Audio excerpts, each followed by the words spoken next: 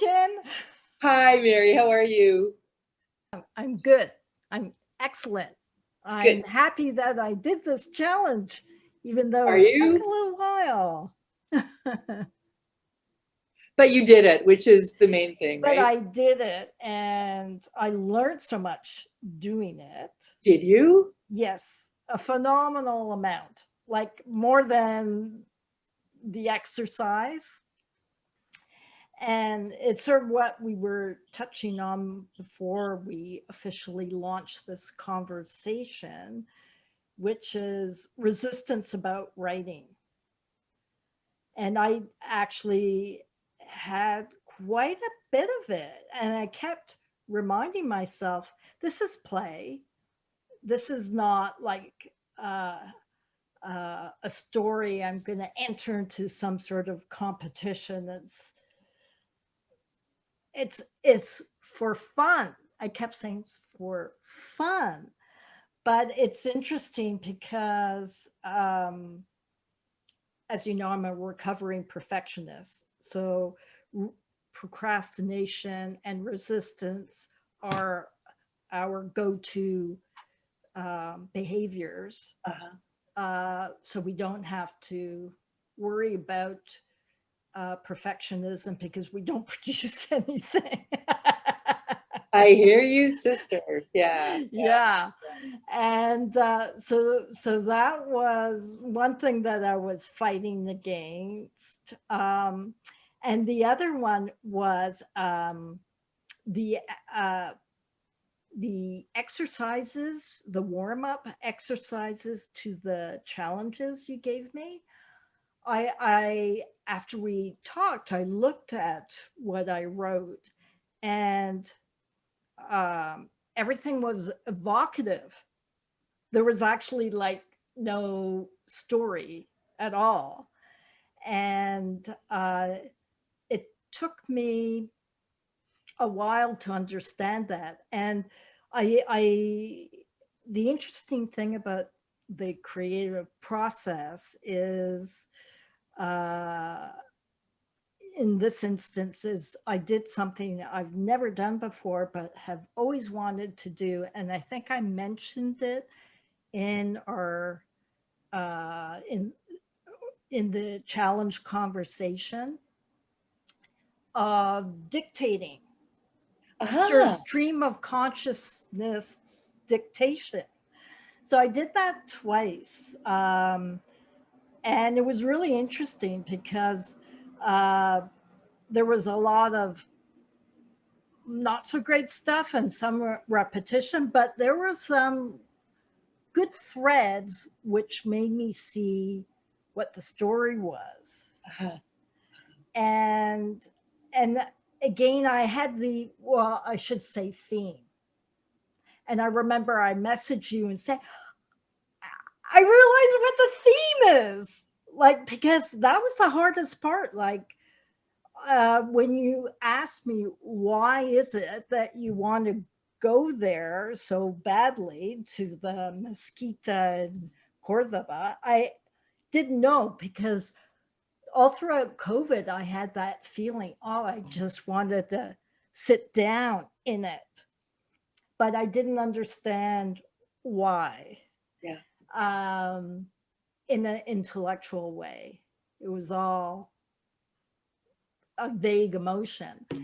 And it was through writing. So when I pieced together what I wrote in the 10 minutes you gave me, which when I reread it, I thought, I'm not going to use any of it, but I actually used a good portion of it. So I surprised myself by that. And bits and pieces of the two little recordings I did. But sewing everything together, then the story came. And I really was surprised because then I saw um, dots that I had never connected before, ever. You know, I would actually say it's an excellent coaching exercise. Oh, that's great. That's I, great to hear. But yeah, it I sounds really like think so. it sounds like you fully extracted as much as you could from from the Yeah. experience. So Yeah. yeah, Well, yeah. it's because when you write about something that you have a vague notion about, it's what you were saying before about how uh, you'd like to coach women to rediscover their identity. And it's like peeling an onion. And that's exactly the experience I had because I didn't understand the core. But the more you write, the more the layers come off. And it's like a natural thing that happens. Now, what did your resistance look like? Well, there has been some time lapse between our two conversations.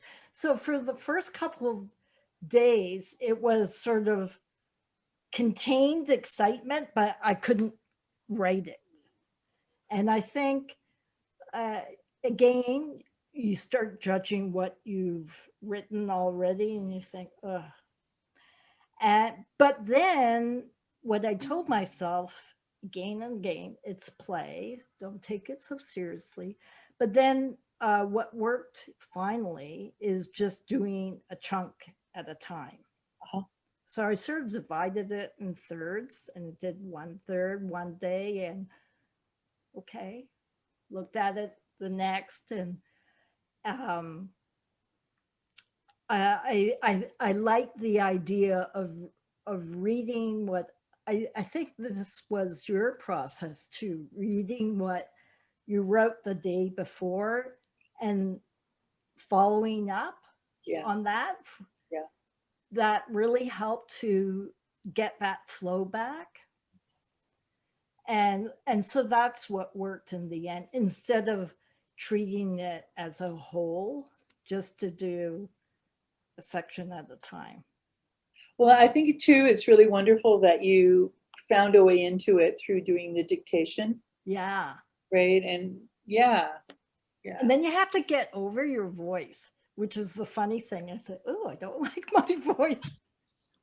I have to say, because it sort of reminded me of when I was young, when going from elementary school until I think I cut off at first year university. My father would always make me uh, show whatever I wrote to him, and he would read it out loud in the most monotone voice. And it always sounded terrible. And my dictation sort of reminded me of that. Dictation is a different exercise from reciting something. So you're not, I realize, well, yeah, you're not using inflection or anything. And, Yeah, yeah, yeah. but But yeah, you also cleverly found a way to bring your perfectionism yes, into your into it's the like, work. okay, forget that. But it didn't matter. Like, it's so liberating not to be a perfectionist. Yeah, but you do sort of I say one or I sort of do wonder, like when you think about all the resistance that we have to doing an exercise that's so low stakes, Yes, right? You have only your own pleasure to satisfy, really, in terms of the play and in terms of the creativity. Um, Even when the stakes are that low, yes, we you wonder how anybody ever writes a book. exactly. Because it's sort of exhausting at times and also can fill you with adrenaline when you get that flow, but those moments are shorter. And then at one point I felt so satisfied with something I wrote, and then the next day I reread it and I said to myself, wait a minute, it actually makes zero sense. And the only reason I liked it was because of the rhythm. Aha. And I realized that often when I write for the way it sounds, like the rhythm, alliteration. It's not music. Can be. Yeah, yeah. But maybe prose poetry is your thing, Mm, or poetry, or who mm, knows, right? yeah. Yeah. But I mean that's a really important clue for yourself as well, in terms of, Mm, what gives you satisfaction. hmm. Yeah. So, uh, what's your take on my experience? You know what? I mean, first and foremost, I want to congratulate you for persevering, Mm, right? Because it would have been pretty easy to just let it drop, or pretty easy to just kind of like polish off that first draft and leave it without a story of any kind. Because I mean, the images were beautiful enough on their own, and that would have been enough. But you managed to push yourself, like I'd say, 10 steps further into creating, something that's an actual story with a nugget in it of something mhm, that's dear to you and important to you. mhm, Yeah, yeah. So yeah, I mean, and you also found other ways into the work. mhm, So I mean, I guess for some reason I keep thinking that one thing that might be fun to do with resistance, and to be honest, I've never tried to do any this myself, but I think it might be fun to try sometime, is just like treating it as something. We think about our animal selves, like if you have a cat or a dog or something, and they or any wild animal, when they see something that they don't know what it is, and it scares them a little, they're cautious around it. mm, And so I do sort of wonder what it might be like to maybe write down on a piece of paper or something, my the fruition of my assignment here, and just write it on a piece of paper on a table or something, and just pretend you're a wild animal and it's a thing you don't know what it is. Just like keep your eye on it and be wary of it and circle around the table and think about what'll happen if I put my hand on it, what'll happen if I and just kind of go through what could possibly happen. I did sort of have my laptop on a table open to that Word document. So if I did, because sometimes that happens when you're watering your plants and all of a sudden there's a sentence that appears. Uh, so sometimes I did do that, like, oh my God, this is There writing you a go. sentence. There you go. There you Yeah. go. I Yeah. like that approach, I think. Yeah. Because again, it goes into seeing it as in bits and pieces rather than the end product. And I think maybe that's just our Judeo-Christian Western thinking, that or capitalist thinking. Uh, we're always thinking of the end, and it's it, it's not always about the end. In No, that's many right. cases about getting there, right? So Yeah. I think it's so much more doable if you see it in baby steps, Yeah. and like threads that you're knitting together. Yeah. Yeah. And I think too that as you did, once you find the nugget, once you find it is that you want to share, right? The idea that it's important for you to express, then things just do kind of fall into place. Like it helps a lot to shape things and decide which images you want to stay with and Yeah, the mood that you want to stay with. Yeah. yeah, Yeah. yeah. Well done. Yeah, thank you. But you know, the other funny thing that I realized just now is I sent you the file of my story. And I don't know if you looked at the file name. It says challenge story for Jen. And nowhere is my name on it. And I thought it's not funny because I never changed. I have a title, Yeah. but I didn't put it on the file name. I didn't change it once I finished, and I never put my name on it. So what does that say? Well, that's interesting. So that's something to consider, right? I encourage you to consider the next time you save the document to save it as something that's takes ownership of it. Yeah, although I thought challenge story for Jen was like really cute.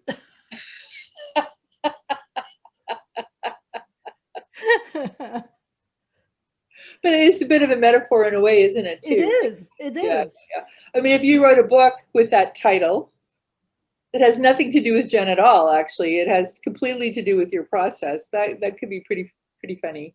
Yeah, yeah. Actually, it's like that's actually worth exploring because I think it's sort of, I wonder whether it made it easier because that was the original file name, the challenge story for Jen.